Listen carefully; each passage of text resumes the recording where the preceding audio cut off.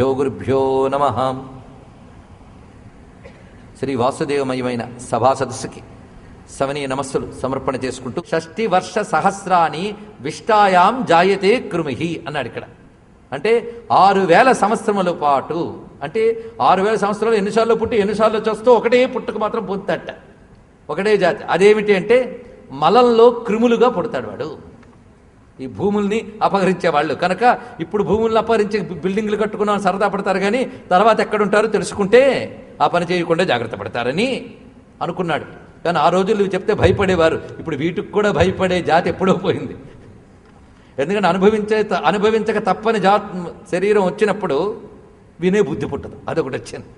సరే, ఇంతవరకు వివరించి దీనితో కర్మ విపాకం కూడా అయిపోయిందండి. అంటే నరకాల్లో ఎలా అనుభవిస్తారో చెప్తున్నాడు, తర్వాత జన్మల్లో ఏ విధాలుగా ఉంటాయో చెప్పాడు. ఇందులో తిరిగి జన్మ పొందేటప్పుడు ఈ పాపులు ఏ విధంగా ఉంటారు, పాపులే కాదు ఎవరైనా సరే తిరిగి జన్మ పొందేటప్పుడు, మానవ జన్మ వచ్చేటప్పుడు ఆ గర్భంలోంచి వచ్చేవాళ్ళు అనేక రకాలు ఉంటారు కదా, వీళ్ళు ఏ ఏ స్థితిలో వెళ్తారు. ఇక్కడ గర్భంలో తిరిగి ప్రవేశించి వచ్చేటువంటి మానవ జన్మల యొక్క విశేషం చెప్తున్నాడు. ఈ మానవ జన్మల్లో మన పాపపుణ్యాత్మక ఉభయ మిశ్రితమైతేనే మానవ జన్మ వస్తుంది. కేవల పాప జన్మలంటే ఇందాక చెప్పినటువంటి క్రిమి జంతువులు ఇవన్నీ కూడా కేవల పాప జన్మలు. పాపపుణ్య ఉభయ జన్మలు మానవ జన్మలు. కేవల పుణ్య జన్మలు దేవతా జన్మలు. అంటే దేవతల్లో కూడా జన్మలు ఉంటాయా అని మీరు అడగచ్చు. ఉంటాయి. దేవతల్లో 2 రకాలు, అజాన దేవతలు, కర్మదేవతలు 2 రకాలుగా ఉంటారు. స్వతహాగా దేవతలు జగత్తును రక్షించేటువంటి దేవగణములు, వసురుద్రాదిత్యాదులు, ఇంకా విశ్వేదేవులు ఇత్యాదులు అందరూ దేవగణములు, వీరు వేరు.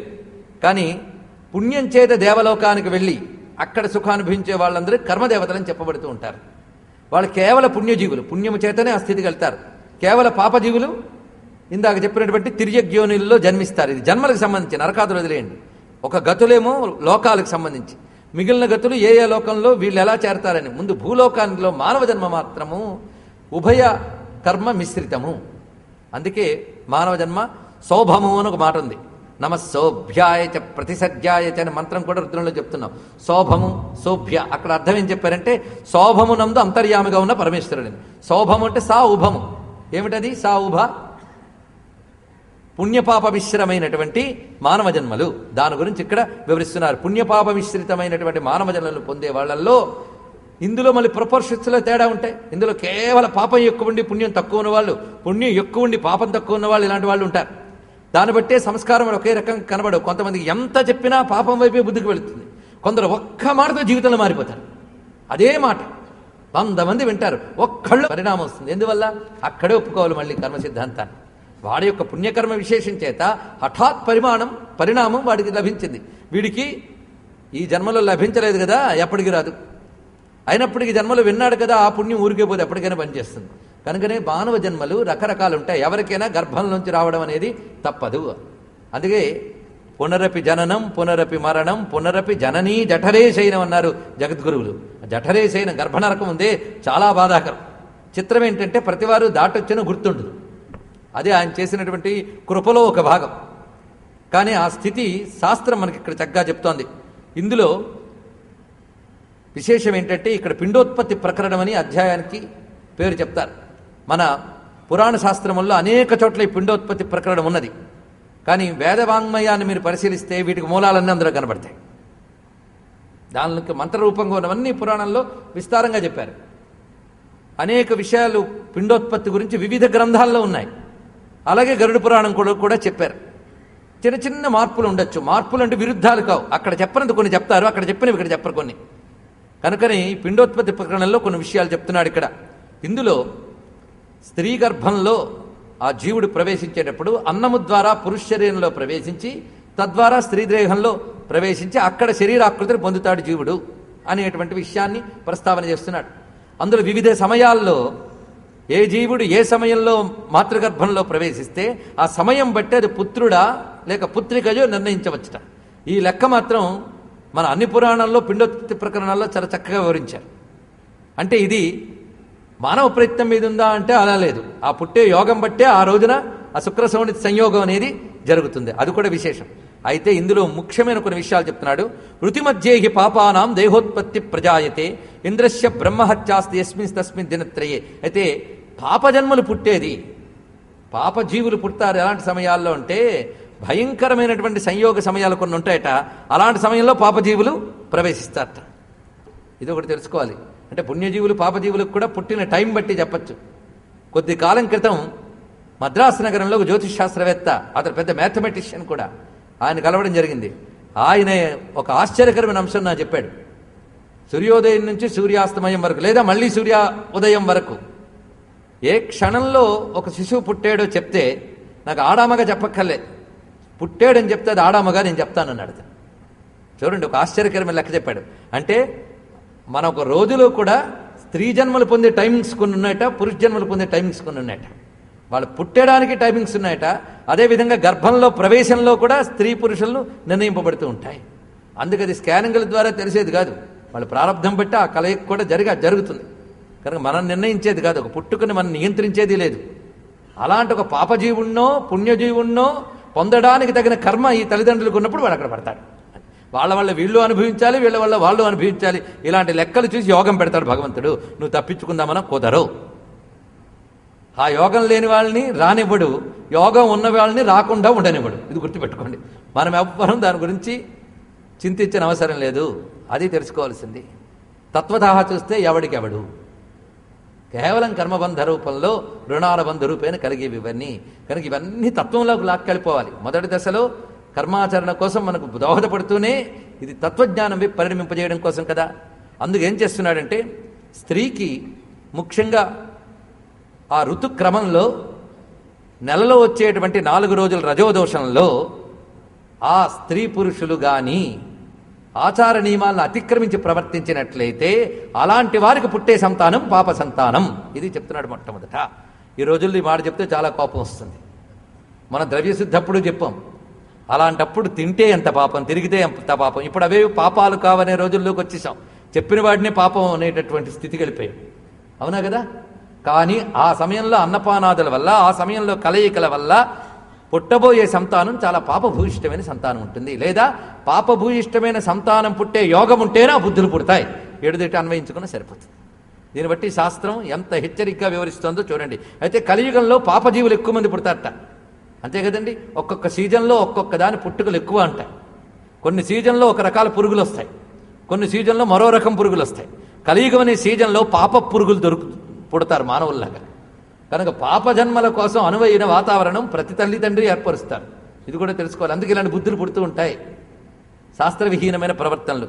ఇక్కడ ఒక విశేషం చెప్తున్నాడు. స్త్రీకి ఆ 3 రోజుల్లోనూ ఎందువల్ల దోషం వచ్చింది అనేది వివరిస్తున్నాడు. ఇది ఒక ప్రకృతి, ఒప్పుకుంటాం, ప్రకృతే. కానీ ప్రకృతి వెనక ప్రకృతి ఏమిటి? దీనికి సంబంధించి మనకి యజుర్వేదంలో కొన్ని మంత్రాలు ఉన్నాయి, భాగవతంలో కూడా చెప్పబడుతోంది, ఇతర పురాణాల్లో కూడా చెప్తున్నాయి.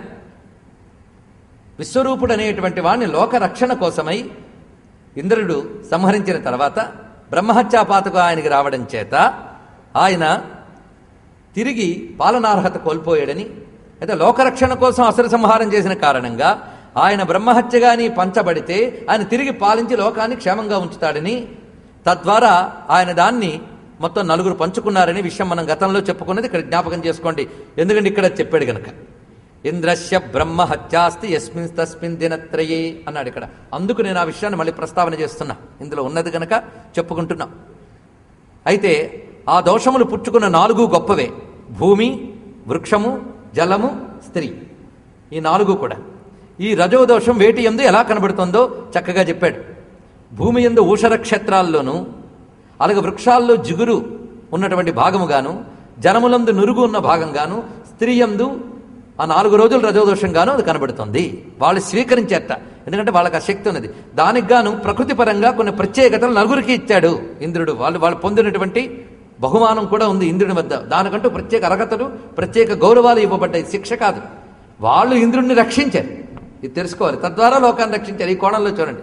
అయితే ఈ కథ వినగానే వేద ప్రమాణం కావాలని కొందరు అంటారు. పురాణాలు కాదండి, వేదాల్లో చెప్పారమన్నా. ఒక పెద్ద స్త్రీమూర్తిని నన్ను అడిగారు, వేదాల్లో ఉందా అని. అంటే ఈ పురాణాల ప్రమాణాలకో వేదమే ప్రమాణం ఇట్లాంటి బుద్ధులను వాళ్ళు కూడా ఉన్నారు కదా, వాళ్ళు అలాంటి కేటగిరీకి చెందిన వాళ్ళు. అమ్మ వేదంలో కూడా ఉన్నదని ఎక్కడెక్కడుందో కొన్ని భాగాలు చెప్పడం కూడా జరిగింది. ఉన్నాయి, వేదంలో లేనిది పురాణం చెప్పదు. ఇది ఒకటి గుర్తుపెట్టుకోండి.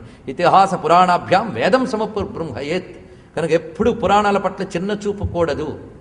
శృతి స్మృతి పురాణానామాలయం. ఇది గుర్తుపెట్టుకోండి. పురాణంలోనే భక్తి కానీ జ్ఞానం కానీ వేద ధర్మములు కానీ మనకు సామాన్యుడికి అందేటట్టు చెప్పారు ఇక్కడ. అయితే ఈ కథలో చెప్తున్న రహస్యం ఒకటి తెలుసుకోవాలి. ఇది చెప్పిన కొంతమంది ఈనాటి తరం వాళ్ళు ఎప్పుడో ఇంద్రుడు చేసిన పాపానికి ఎప్పుడూ నా ఇది అని దీని గురించి కొంచెం ఆలోచించడం జరిగినది. ఎందుకంటే ఇప్పుడే దీనికి సమన్వయించి చెప్పడం కోసం చెప్తున్నాను. అంతేగాని ఇది వేదంలో చెప్పిందని మాత్రం నేను చెప్పట్లేదు. వేదం చెప్పింది కనుక చాలండి అనుకునే మంచి సంస్కారవంతుడికి ఎలాగూ నమస్కారం కాదండి. దీన్ని ఇంకేదైనా అన్వయం ఉందా అంటే ఉంది. పురాణాలు పరిశీలించాక వేదంలో ఉన్న కొన్ని మంత్రములకి పెద్దల ద్వారా అంతరార్థం తెలుసుకున్నాక ఈ చిన్ని బుద్ధికి కొన్ని స్ఫురించే పెద్దల యొక్క అనుగ్రహం చేత. దాని ప్రకారంగా చూస్తూ ఉంటే పురాణాల్లో చెప్పినటువంటి కథలు, దేవతా కథలు, ఇదంతా ప్రకృతిలో జరిగేటటువంటి ఈశ్వర కృత్యముల యొక్క రకరకాల పరిస్థితులు. వాటినే రకరకాల కథలుగా చెప్పారు. జ్యోతిషపరంగా, యోగపరంగా, గ్రహపరంగా, ప్రకృతి పరంగా ఉన్న అనేక రకమైన పరిణామాలనే పురాణాలు కథలుగా ఇచ్చాయి. ఇంద్రుడు అసుర సంహారం చెయ్యడం చేత వచ్చిన బ్రహ్మహత్యా పాతకం స్త్రీలు గ్రహించారు అనడంలో ఒక అంతరార్థం ఉన్నది. ఇంద్రశక్తికి వేదపరంగా, సూర్యపరంగా అర్థం చెప్పుకోవచ్చు. ఈ సౌరశక్తి భూమికి వచ్చేటప్పుడు సౌరశక్తి నుంచి అనేకం వస్తాయి. కొన్ని భౌతిక శక్తులు వస్తాయి, అవి చాలా సూక్ష్మంగా ఉంటాయి. భౌతికమైనవి సూక్ష్మంగా ఉంటాయి. సూర్యుడి నుంచి వచ్చే రకరకాల కిరణ శక్తుల్లో భౌతికమైన శక్తుల్ని కొన్ని శరీర ఉపాధులు కొన్ని రకాలుగా పొందుతాయి. మానవ శరీరాలు సౌరశక్తిలో కొన్ని విశేషాలను పొందుతాయి, జంతుజాలముల శరీరాలు మరికొన్ని పొందుతాయి, వృక్షాదుల శరీరాలు ఆ సౌరశక్తిలో మరొక భాగాన్ని పొందుతాయి. ప్రతి ఉపాధి కూడా సూర్యుడి నుంచి ఒక్కొక్క రకమైన శక్తిని పొందుతాను, అవునా లేదా? సూర్యుడి నుంచి అద్దం ఒకలాంటి శక్తిని పొందితే రాయి మరొకలాగా దాన్ని పొందుతోంది. మనం భౌతికంగా చూస్తుంటే ఇక సూక్ష్మంగా కూడా ప్రాణశక్తిని పొందడంలో తేడాలు ఉన్నాయి. కనుక ఆ సౌరశక్తి నుంచి వస్తున్నది ఈశ్వర శక్తే కదా. ఆ వచ్చేటప్పుడు కొన్ని దివ్యశక్తులు కూడా వస్తాయి సౌరశక్తితో పాటు. అవి భూమిని రక్షిస్తూ ఉంటాయి. ఆ దివ్యశక్తుల్ని గ్రహించి ఉపాసించడమే దేవతోపాసన. సూర్యమండలం నుంచి భూమి మీద వచ్చేటప్పుడు ఆ సూర్యకిరణాల్లో అనేక రకాల దివ్యశక్తులు ఉంటాయి. అది సూర్యోదయం కంటే ముందే ఆ కిరణాల్లో ఉన్న దివ్యశక్తులను భావించి లెమ్మంటాడు. నిద్ర లేచేటప్పుడు మన పెద్దవాళ్ళ ప్రాసెస్ పెట్టారు. నిద్ర లేచే ముందు మనం నమస్కరించుకునే దాంట్లో ఉదయించబోయే సూర్యుని యందు ఉన్న దివ్యశక్తిని అక్కడి నుంచి అనుసంధానం చేస్తారు. తర్వాత స్నాన సంధ్యావందనాదుల ద్వారా, ప్రాతకాలంలో చేసే పూజల ద్వారా సూర్యకిరణాల్లో ఉన్న దివ్యశక్తిని వీడు పొందుతాడు. చూసారా? మనం ఎండబెట్టడం కోసం వస్తువులు సూర్యకాంతిలో పెట్టినట్లే మీరు ఉపాసన ద్వారా సూర్యునిలో ఉన్న దివ్యశక్తిని పొందవచ్చు. అందుకే శ్రీ విద్యా సంప్రదాయంలో రశ్మిమాల మంత్రములు అని చెప్పారు. రశ్మిమాల అంటే ఏమిటో కాదు, అమ్మవారి మంత్రములన్నింటినీ కూడా సూర్యమండలంలో మనం భావన చేయడం. పెద్ద ఎందుకు చెప్తున్నాడు అంతరార్థం అది. ఆ వచ్చేటప్పుడు దివ్యశక్తుల్ని తెచ్చేటప్పుడు కొన్ని లోకానికి ప్రమాదకరమైన అసురశక్తులు కొన్ని ఉంటాయి. వాటిని కూడా కొడుతూ వస్తుంది సూర్యశక్తి. ఆ కొట్టేటప్పుడు వజ్రంలా కొడుతుంది. వజ్రం ఎలాగైతే ఛేదిస్తుందో ఆ వజ్రంలా కొడుతుంది. దివ్య అసురశక్తిని కొట్టుకుంటేనే వస్తుంది. ఆ కొట్టి వచ్చేటప్పుడు ఆ చెదిరినటువంటి అసురశక్తులు ఏవైతే ఉన్నాయో వాటి ప్రభావం భూమి మీద కొన్ని ఉపాధుల మీద పడుతుంది. ఆ ఉపాధుల్లో స్త్రీ, జలము, వృక్షము, తర్వాత భూమి, ఈ నాలుగిటి ఎందు వాటి ప్రభావం ఈ రూపంలో పడుతుంది. ప్రకృతిలో ప్రవేశించి ఈ రూపంలో వ్యక్తమవుతుంది. దీనినే పురాణకర్త కథారూపంగా ఇంద్రశక్తి అసురశక్తిని సంహరించినప్పుడు అవి ఈ 4 ప్రకృతి ఉపాధులు 4గా స్వీకరించాయని దాన్ని చూపించాడు. ఇది మీరు గ్రహించవలసిన అంశం. పురాణాన్ని విజ్ఞానంతో సమన్వయిస్తే స్పష్టంగా సరిపోతుంది. ఇప్పుడు ఇలా నేను చెప్తే అర్థమయ్యేది చాలా కొద్ది మందికి, ఎందుకంటే సైన్స్ అర్థమయ్యేది మహా కష్టం. అదే కథారూపంలో అర్థమైంది అనుకోండి, పాపభీతి మిమ్మల్ని శాస్త్రీయంగా బ్రతికిస్తుంది. కనుక మనకి ఈ పాపభీతి, పుణ్యంపై ప్రీతి కలిగించడానికి పురాణకర్త చెప్పిన ప్రతి దాని వెనకాల వైజ్ఞానిక రహస్యాలున్నాయి, పరిశోధించాలి. ఇప్పుడు నేను చెప్పింది సమంజసమైన అంశములుగా యోగ్యులైన వాళ్ళు గ్రహిస్తారు. ఇది మనం గ్రహించవలసిన మరొక అంశం. ఇది ఎప్పుడు జరుగుతున్నది? సృష్టిలో ఉన్న ప్రాసెస్. సూర్యకిరణ శక్తి ఎప్పుడు ఆనాది నుంచి లభిస్తున్నది. కనుక స్త్రీ ప్రకృతి, భూప్రకృతి, వృక్ష ప్రకృతి, జల ప్రకృతి కూడా సృష్టిలో ఉంది. ఆ సూర్యమండలం నుంచి సౌరశక్తి వచ్చేటప్పుడు పైగా ఇంద్ర అన్నప్పుడు వజ్రపాణి ఇంద్రుడు ఆ తీక్ష్ణమైనటువంటి ఆ శక్తికే సంకేతం అతను. కనుక సూర్యుడినే ఇంద్రుడు అంటారని ఏకం సత్విప్రా బహుధా వదంతి అనే మంత్రం కూడా మనకు చెప్తున్నది. సౌరశక్తి యొక్క పలు విశేషాలే సమస్త దేవతలని మన ఆదిత్య ఉదయం ప్రవచనంలో చెప్పిన దాన్ని గుర్తెచ్చుకోండి ఇక్కడ. కనుకనే దీనిని ఇక్కడ ఎందుకు చెప్తున్నానంటే ఈ రోజుల్లో ముఖ్యంగా ఈ ఆచారాన్ని చాలామంది వక్రీకరిస్తున్నారు, పాటించడం లేదు. పైగా పాటించకపోవడమే మంచిదని ఎవరైనా చెప్తారేమో అని తాపత్రయపడుతూ ఉంటారు. కొంతమంది ధర్మ సందేహాలు అడిగే వాళ్ళు మేము చేసే తప్పు ఒప్పని అవతల వాడు చెప్తే సంతోషమని ముందు అడుగుతారు. కానీ అది ఒప్పని చెప్పలేని సంస్కారం మాది. పెద్దల దగ్గర శిక్షణ పొందడం చేత మీరు చేస్తున్నదంతా కరెక్టే అనలేం, శాస్త్రంలో చెప్పిందంతా కరెక్టే అనగలం. అర్థమవుతుంది కదా. కనుక వాటి దోషములు మాత్రం భీకరంగా ఉంటాయి, సూక్ష్మంగా ఉంటాయి, వెంటనే కనబడవు. అందుకే పెద్దవాళ్ళు మన ఇళ్లల్లో అన్ని వర్ణముల వారికి ఆ 4 రోజులు నియమపాలన ఉంది. నాకు అన్ని వర్ణముల మిత్రులు ఉన్నారు, వాళ్ళందరూ నాకు చెప్పారు ఈ విషయం, మాకు ఉందండి అని. ఉన్నది, అందరూ వదిలేశారు. ఇక్కడ అది వచ్చింది బాధ. ఆఖరికి శ్రోత్రియ కుటుంబాల్లోనే వదిలేసిన తర్వాత ఇంకా చెప్పచ్చా? ఎవరికైనా చెప్పండి. గురుస్థానంలో ఉండవలసిన వాడే చెడితే ఇంకా తర్వాత వాళ్ళ విషయం ఏముంది? కనుక పెద్ద అనుష్ఠానాలు ఏం అక్కర్లేదమ్మా. ఇలాంటి అనాచారాలు కలుపుకోకపోవడమే పెద్ద అనుష్ఠానం, గుర్తుపెట్టుకోండి. అది చెయ్యగలిగితే దేవతాశక్తులందరూ సంతోషిస్తారు. ఎక్కడైతే ఈ దోషములు ఉంటాయో ఆ దోషములు ఉన్నంతకాలం దేవతలు పితృలు అక్కడికి రారు. అక్కడ చేసే పూజలు, పునస్కారాలు, వరలక్ష్మి వ్రతాలు ఇవేవి ఫలించవా, దేవతలు అందుకోరు. నిజంగా భగవంతుడున్న విశ్వాసం ఉంటే దీన్ని విశ్వసించాలి, లేదా అన్ని విశ్వాసాలు వదిలేసి బతికేయండి, అది ఇంకా బాధ లేదు. కొంత అయితే ఎవరి కోసం అండి? లక్ష్మీదేవి పోని ఏదో చేస్తున్నాళ్లే అని సర్దుకుపోవాలా? విష్ణువు సర్దుకుపోవాలా? వాళ్ళేం సర్దుకుపోరు. అందుకు ఇక్కడ వివరిస్తున్నా అంటే ప్రథమే హని చండాలి, ద్వితీయే బ్రహ్మఘాతిని, తృతీయే రజకీయేత నరకాగతమాతరహ అన్నాడు ఇక్కడ. ఆ సమయంలో ఆ 3 రోజుల్లోనూ మొదటి రోజు చాండాల దోషము, 2వ రోజు బ్రహ్మహత్యా దోషము, 3వ రోజు రజకీ దోషము, 4వ రోజున స్నానం చేసినా ఇంకా పూజాదులకు అర్హత రాదు, తర్వాత రోజు నుంచి అనుష్ఠానాలకు అర్హత వస్తుంది, పాకానికి కానీ పూజలకు కానీ అని ఇక్కడ వివరిస్తున్నాడు. ఇక్కడ వివరించిందే చెప్తున్నాం. ఇలాంటివి పాటించకపోతే కలిగే సంతానం, అలాంటి పాటించకుండా పిల్లల్ని కనే వాళ్ళకి ఏం పేరు పెట్టాడో చూడండి విష్ణువు, నరకాగత మాతరహ అన్నాడు. నరకం నుంచి వచ్చే వాళ్ళకి అంటే పాపులకి వీళ్ళు తల్లులట, నరకాగత మాతరహ. సరే, ఇంతవరకు ఆ జన్మలు వివరించాడు. తర్వాత శిశువు గర్భంలో ప్రవేశించాక పడే బాధలు అనేకం ఉన్నాయి, మన గతంలో చెప్పుకున్నాం కనుక విస్తారంగా చెప్పను. ఇలాగా ఆ భయంకరమైన గర్భనరకంలో ఆ స్త్రీ యొక్క గర్భకోశంలో ఉన్నటువంటి రకరకాల శారీరక స్థితులు బట్టి ఏర్పడే వేడిమి, దుర్గంధములు, మాలిన్యములు, వీటన్నిటి మధ్య అతను ఉంటూ చాలా బాధపడుతూ, పైగా సుకుమారమైన అంగ నిర్మాణ దశ నుంచి వేదనలు ఉంటూ ఉంటాయి. సుకుమారమైన అంగ నిర్మాణం జరిగిన తర్వాత అకల్ప స్వంగ చేష్టాయాం శకుంత ఇవ పంజరే, మొత్తం అవయవాల నిర్మాణం జరిగిన దశలో అంటే సుమారు 7వ మాసం మొదలైన స్థితుల్లో అంగచేష్టకి అవకాశం లేకుండా పంజరంలో చిలకలాగా దానిలో బంధింపబడతాడు సుమ. తత్ర లబ్ధస్మృతి దైవాత్ కర్మ జన్మ శతోద్భవం. అక్కడ లబ్ధస్మృతి అంటే ఇదివరకుడ జన్మల స్మరణ కలుగుతుందట ఆ స్థితిలో. అంటే వాడందులో కూర్చున్న పోస్చర్ బట్టి, అప్పుడు వాడి తల ఉన్న స్థితి బట్టి వాడి గత జన్మలు జ్ఞాపకం వస్తాయి. ఆ స్థితిలో ప్రతి వాడికి ఈ స్థితి తప్పదు. గర్భంలో ఈ 7వ 8వ మాస సంధ్యా సమయం సంధిలో ఈ స్థితి వస్తుంది. అదొక ఆసనం వాడికి గర్భంలో పడుతుంది. ఆసన స్థితిలో స్మృతి వస్తుందిట. ఏది? లబ్ధస్మృతి దైవాత్ కర్మ జన్మ శతోద్భవం. ఇదివరకటి జన్మలలోని కర్మస్మృతిలోకి వస్తుంది. వచ్చి స్మరం దీర్ఘం అనుచ్ఛ్వాసం శర్మ కిం నామ విందతే, ఒక్కసారి అది గుర్తుకొచ్చి భయంకరమైన నిట్టూర్పు విడిస్తాట.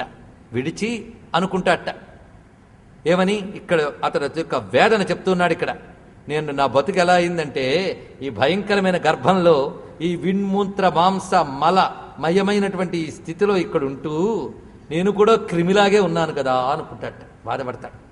మలినమైనటువంటి ఉదర గర్భంలో నా పరిస్థితి ఇలా ఉందే అనుకుంటూ ఆరభ్య 7 మాసాన్ లబ్ధబోధోపి వేపిత, 7వ మాసాలు ఇలా జరుగుతూ వణికిపోతాట గతం తలంచుకొని. అప్పుడు అనుకుంటాడు, ఈ జన్మ మాత్రం నేను జాగ్రత్తగా సార్థకం చేసుకుంటాను. మనం సాధారణంగా ఒక్కొక్క రోజు ఏవైనా రోగాలు వచ్చినప్పుడు బ్లడ్ టెస్ట్ చేయించుకున్న రోజు మాత్రం రిపోర్ట్స్ ఏవి బాగాలేవండి, వాల్యూస్ భయంకరంగా ఉంటే రేపటి నుంచి నేను చాలా జాగ్రత్తగా ఉంటాను అప్పుడు అనుకుంటాడు. మరొక వారం 10 రోజుల తర్వాత మామూలే. ఇక్కడ ఎలాగో అక్కడ కూడా గర్భంలో ఉన్నప్పుడు అలాగే అనుకుంటాడు, ఈ జన్మైనా సరే జాగ్రత్తగా ఉంటాను అని. శ్రీపతిం జగదాధారం అశుభక్షయకారకం వ్రజామి శరణం విష్ణుం శరణాగత వత్సలం. ఈ జన్మలోనైనా నేను హరిని శరణ పెడతాను. ఏమని ఇన్ని పాపాలు చేసావు కదా, హరిని శరణ పెడితే తీరిపోతాయని తీరిపోతాయి. ఎన్ని పాపాలు చేసినా శరణ పెడితే రక్షిస్తాడు. ఆ ధైర్యం వాడికి తెలుసు అనమాట. అందుకు అనుకుంటాడు, త్వన్మాయా మోహితో దేహే తథా పుత్ర కళత్రకే అహం మమాభిమానేన గతోహం నాథ సంస్కృతిం. ఇంతవరకు ఆ విష్ణువు యొక్క మాయ చేత అహం మమ అనేటువంటి నేను నాది అనే మోహంలో పడ్డాను. చూసారా, ఇంత చేసిన దానికి కారణం ఆయన మాయిట.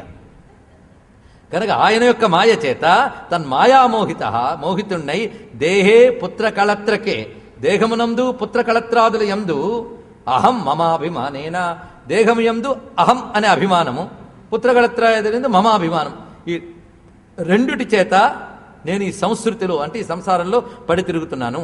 అంతేగాని ఎప్పుడూ కూడా నేను తెలిసి ఇది పాపమని తెలిసినా విడిచిపెట్టకుండా ఉండలేకపోయాను, ఇది పుణ్యమని తెలిసినా చేయలేకపోయాను. యది యోన్యా ప్రముచ్యేహం తస్మరిష్యే పదంతవా. ఇప్పుడు ఈ గర్భంలోంచి బయటకు వచ్చేస్తే మాత్రం నిన్ను స్మరిస్తాను తప్పకుండా అని హరితో అని. అసలు బయటికి రావడం ఎందుకు, ఇక్కడ చచ్చిపోతే బెటర్ కదా అనుకుంటాట ఆ సమయంలో. ఇది కూడా ఆ మాటలు చూడండి. నచ నిర్గంతుమిచ్చామి, నచ నిర్గంతుమిచ్చామి. ఇప్పుడు బయటికి రావాలని కోరిక లేదు, మరేమవుతావు, ఇందులోనే పోతే బాగుండు, ఇందులో పోతే అసలు ఏ బాధ లేదు కదా అని ఆ జఠరాగ్నితో బాధపడుతూ అంటాడు ఇక్కడ.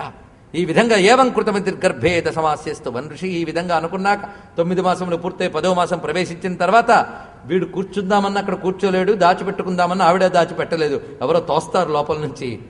ఆ తోసే శక్తి, ఆ ఈశ్వర శక్తి, ఇన్ని విశేషాలు చూడండి. అక్కడ జీవుడు పడడం ఒక యోగం, ఆ రూపకల్పన వీడి చేతిలో లేదు. కడుపులో మోసే తల్లి మమాన అభిమానం పెట్టుకోగలదు కానీ ఆవిడ కూడా రూపం ఇవ్వదు. ఇచ్చిన రూపాన్ని మోస్తోంది కానీ రూపం ఇచ్చి మోయట్లేదు ఆవిడ, గుర్తుపెట్టుకోండి. కనుక రూపకర్తలు ఎవరు? నువ్వా? మనం కూడా చెక్కుకోలేదే రూపాన్ని లోపల కూర్చొని. ఆలోచిస్తే తెలిసిపోతుంది, పురాణం దాకా అక్కర్లేదు. అది కూడా మనం చెయ్యం. ఆలోచన రేకెత్తిస్తుంది పురాణం, అందుకే అదంటే భయం. ఏం చేస్తాం చూడండి. ఎవరిచ్చారు రూపం, ఎవరు కల్పించారు? తన లోపల తోస్తున్నది ఏమిటి? సర్వం ప్రకృతి వశం, ప్రకృతి ఈశ్వర వశం. అది ఒక్కడు తెలుసుకుంటే అహం అనే అభిమానం ఎక్కడ మిగులుతుందో మీరు ఆలోచించుకోండి. ఆ ప్రకృతి వశమైనటువంటి ఆ ప్రసూతి సూతికా వాయువులు ప్రేరేపిస్తాయట. సూతికా వాయు ప్రేరణ చేత కింద పడతాడు వాడు. పడిన తర్వాత మళ్ళీ రోరూయుతగతే జ్ఞానే విపరీతం గతింగతః. ఇదివరకు గర్భంలో ఆ పొజిషన్లో ఉన్నప్పుడు వచ్చిన జ్ఞానం కాస్త ఎగిరిపోతుంది బయటకు వచ్చిన తర్వాత. ఆ వచ్చిన తర్వాత అహం మమ మొదలైపోతుంది. చుట్టూ దేంతో తిరుగుతామో దాంతో తన్మయం చెందడం సహజం, అంతే కదా. ఇదివరకు అంతసేపు అక్కడున్నాడు కనుక దాని గురించి ఆలోచించి బయటకు వచ్చాక మామూలే ఆ స్థితిలోకి వెళ్ళిపోతాడు సుమా అంటూ ఇక్కడ గొప్ప మాట చెప్తున్నాడు విష్ణుమూర్తి. నవ్వుతూ అంటున్నాడు గరుత్మంతుడితో, గర్భే వ్యాధౌ శ్మశానే చ పురాణేయో మతిర్భవేత్ సా యది స్థిరతాం యాతి కోనముచ్చేత బంధనాత్. ఎంత అద్భుతమైన శ్లోకం చెప్పాడు. ఇది సారభూతం గుర్తుపెట్టుకుంటే చాలు, గుర్తుపెట్టుకోకపోతే గోడ మీద రాసుకుని ఇంట్లో పెట్టుకున్నా చాలు. గర్భే వ్యాధౌ శ్మశానే పురాణే యా మతిర్భవేత్. సాధారణంగా ప్రతివాడికి ఈ 4 దశల్లోనూ బుద్ధిలో చిన్న వివేకం ఉదయిస్తుందిట. ఆ ఉదయించిన వివేకమే ఎప్పుడు ఉంటే ఎవడు మోక్షం పొందకుండా ఉంటాడు అంటున్నాడు విష్ణు ఇక్కడ. ఎంత మాట చూడండి. దానికి ప్రసూతి వైరాగ్యం, శ్మశాన వైరాగ్యం, పురాణ వైరాగ్యం, రోగ వైరాగ్యం 4. ప్రసూతి వైరాగ్యం అంటే చాలామంది పొరపాటు అర్థంలో వాడుతూ ఉంటారు. ప్రసూతి వైరాగ్యం అంటే ఆ స్త్రీ కనేటప్పుడు ప్రసవవేదన భరించలేక ఒక వైరాగ్యంకి వస్తుంది అని అనుకుంటాం. అది కాదు. అసలు పురాణం ఏ అర్థంలో చెప్పిందో జాగ్రత్తగా చూడండి. ఎందుకంటే మనకు ఆ స్థితి గుర్తు లేదు కనుక ఇది ఈ పరంగా అన్వయించాం. మనకి ఇప్పుడు దీని పరంగా చూస్తున్నాం కనుక తల్లికి అప్పుడేమి వైరాగ్యం ఏం కలగదు, వేదన తప్ప. వైరాగ్యం వీడికి కలిగింది. ప్రసూతి వైరాగ్యం అంటే అర్థం ఆ గర్భంలో వాడు ప్రసవించడానికి పూర్వము ఆలోచన వల్ల వాడికి కలిగిన వైరాగ్యం. అది అనమాట. మొట్టమొదటి జీవుడికి అప్పుడు కలుగుతుంది వైరాగ్యం. ప్రతివాడికి జీవితంలో వైరాగ్యం కలుగుతుంది 4 దశల్లో, కానీ కలిగింది మిగలదు.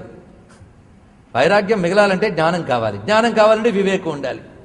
కానీ వివేకం వైరాగ్యం కలిసి వెళతాయి. వివేకం మనం పని చేయనివ్వం, అది ఉంది కానీ పని చేయనివ్వం దాన్ని. అది పని చేస్తే వైరాగ్యం అదే పుడుతుంది. మీరు వివేకం గట్టిగా ఉపయోగిస్తే అదే వైరాగ్యాన్ని ఇస్తుంది. అది ఉపయోగించం, వచ్చింది అదే బాధ. ఎలా ఉపయోగించాలో శంకర భగవత్పాదులు వంటి మహాత్ములు మనకు చెప్పినా ఏం చేస్తాం. సరే, మొత్తానికి ప్రసూతి వైరాగ్యం అంటే అర్థమైంది కదా. జీవుడికి ప్రసూతి సమయంలో కలిగేటువంటి వైరాగ్యము గర్భే, అది గర్భ వైరాగ్యం. 2 వ్యాధి వైరాగ్యం. జబ్బులు వచ్చినప్పుడు తెలుస్తుందండి ఈ దేహం ఎలాంటిదో. ఏ దేహం కోసం మోహపడిపోతాం. ఆ దేహం అందంగా ఉంది, ఈ దేహం అందంగా ఉంది. ఒక దేహం కోసం వీడు మోహం. ఆ దేహం అంటే నాకు చాలా ఇష్టం, ఈ దేహం అంటే అనిష్టం. ఆ దేహం లేకపోతే నేను బతకలేను ఇన్ని అంటాం. ఆ దేహం వ్యాధిగ్రస్తమైనప్పుడు, ఆ దేహంలోని మనం చూడలేని పదార్థమును స్రవించేటప్పుడు ఎంత అసహ్యం కలుగుతుంది. అందుకు వ్యాధి సమయంలో ఆ దేహం యొక్క భయంకరమైన పరిస్థితి అప్పుడు తెలుస్తుంది, దానికి పుట్టేటువంటి బాధలు ఇవన్నీ. అందుకే దత్తాత్రేయుడు చెప్తాడు, అందరి గురువుల కంటే గొప్ప గురువు నా దేహమే అన్నాడు. నా దేహం నాకు గురువు అన్నాడు. ఎంత గొప్ప విషయం చూడండి. దేహం ఎవరికి లేదు, గురువు అంటే ఎవరికి దొరికేరు లేదో మనకు తెలియదు, కానీ దేహం ఎవరికి దొరకలేదో చెప్పండి. కానీ దేహాన్ని గురువుగా చూడాలి. ఎలాగూ అదే చెప్తోంది, నేను దేనికి పనికిరాని దాన్ని అయినా దీని ద్వారా పనికొచ్చేది సాధించు అని చెప్తోంది. నువ్వు పట్టించుకోలేదని. ఎంత అసహ్యకరమైనవన్నీ ఉన్నాయి. ఒక ఆయన అన్నాడు, ఈ పుర్రెలు ఇవన్నీ నాకు అసహ్యం అండి. ఈ మాట పుర్రెతోనే అంటున్నాడు, అది తెలుసుకోవాలి. పుర్రెనే అసహ్యం అనే మాట పుర్రెతోనే. ఎముకలు చూస్తే భయం అండి బాబు. అవి లేనివాడు ఎవడండి బాబు? ఎముక లేకపోతే అదిగో బాధ. రక్తం, మాంసం, ఇవి ఇందులో ఏ ఒక్కడి బయట కనబడ్డా బే, అవే లోపలేసుకుని అందమైన బాడీ అని తిరుగుతున్నా. ఈ బాడీ మరో బాడీ మీద మోహం, అది దూరమైతే కోపం, అది దగ్గర తెచ్చుకోవడానికి ఏ ధర్మాన్నైనా దాటేస్తాం. ఏంటి పరిస్థితి? అందుకే దేహం గురించి ఒక్కసారి ఆలోచిస్తే అదే పాఠం నేర్పుతుంది. ఇంత తెచ్చుకుంటే ఎంతసేపు ఉంది? ఏది బలవంతమైందని తిరిగేవో ఒక వయస్సు దాటిన తర్వాతే దాన్ని నువ్వే చోళ్ళలో అద్దం ముందు నిలబెడితే నువ్వే భయపడతావు. అందుకే పేర్లను చుట్టూ తిరుగుతూ ఉంటాం. ఏం లాభం? ఇన్ని బాధలు, కానీ ఏం లాభం లేదు. దానిగా జరుగుతూనే ఉంటుంది. అందుకు ఇక్కడ వ్యాధి ఒక పెద్ద వైరాగ్యాన్ని ఇస్తుందట. ఆ సమయంలో ఉంటుందండి, ఏముంది దేహం ఎప్పుడు జబ్బులే అని. అందుకే భగవంతుడు ఏదైనా వైరాగ్యంకే ఇస్తాడు. ప్రతిదీ ఒక పాఠమే తీసుకోవాలి, కానీ వ్యాధి కూడా ఒక పాఠమేట వైరాగ్యం కోసం. అయితే పాఠాలు చదివిన 10 వాళ్ళకి ఫస్ట్ మార్కులు రానట్టే ఇట్లాంటి పాఠాలు జీవితంలో ఎదురవుతున్నా రియలైజేషన్ కొందరికి రాదు. ఏం చేస్తాం? రావాలి, దాన్ని పాఠంగా తీసుకోవాలి. తీసుకుంటే చక్కగానే ఉంటుంది. వ్యాధులు కూడా పాఠాలే, అది చెప్తున్నాడు. ప్రతికూలతలు పాఠాలు అవుతాయి. ప్రతికూలతను పాఠంగా తీసుకుంటాడు ఉత్తముడు, ఆ ప్రతికూలతలతో పడిపోతాడు సామాన్యుడు. ఇది తెలుసుకోవాలి. అందుకే ఒక ఆయన అన్నాడు, భార్య పుత్రులు అనుకూలంగా ఉంటే ఆనందంగా బతకచ్చు, ప్రతికూలంగా ఉంటే తొందరగా వైరాగ్యం వస్తుంది అన్నాడు. అంత బాగుందో చూడండి. ఎప్పుడు ఇంటికి వెళ్ళినా వేదన చూపించే వాళ్ళే ఉంటే ఇంటి మీదే వైరాగ్యం పుడుతుంది. చాలా బాగుంది కదా. కనుక ప్రతికూలతలు వైరాగ్యానికి పనికొస్తాయి, అనుకూలతలు సుఖపడచ్చు. సరే, ఇలా చెప్పాడు ఒక ఆయన. మొత్తానికి వ్యాధి కూడా ఒక వైరాగ్యం కలిగిస్తుంది. ఇంకోటి శ్మశానం, అక్కడ తెలుస్తుందండి. మోసుకెళ్తారు ఎవరిని? వీళ్ళలాంటి వాడినే మోసుకెళ్ళేది, వీళ్ళలాంటి వాడినే, ఇంకెవరినో కాదు. ఎక్కడి నుంచో ఆకాశం మీద పడ్డవాడిని మోసుకెళ్ళట్లే. ఇన్నాళ్ళు వీడితో పాటు వీళ్ళలాగే తిరుగుతూ, వీళ్ళలాగే ఏడుస్తూ, వీళ్ళలాగే నవ్వుతూ, వీళ్ళలాగే తింటున్న వాడిని తీసుకువెళ్ళాడు. మొత్తం దగ్గర పెట్టాడు, బూడిచ్చేసి వచ్చాడు. అంత అహంకారం ఇంత బూడిదైపోయింది. అప్పుడు కలుగుతుంది, కొంచెం కలుగుతుంది ఎలాంటి వాడికైనా. అది ఒక వైరాగ్యం కలుగుతుంది.